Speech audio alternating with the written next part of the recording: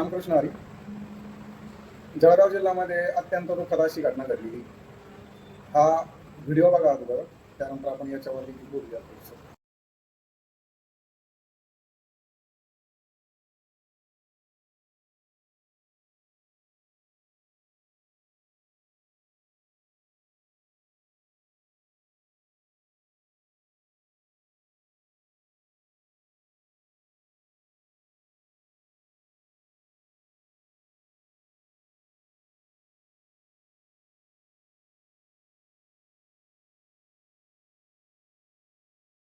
ही घटना काल घडलेली आहे. एका मकाच्या शेताला आग लागली आणि तुम्ही बघितलं व्हिडिओ की कांसाचा गंज कसा जळून खाक झालेला आहे.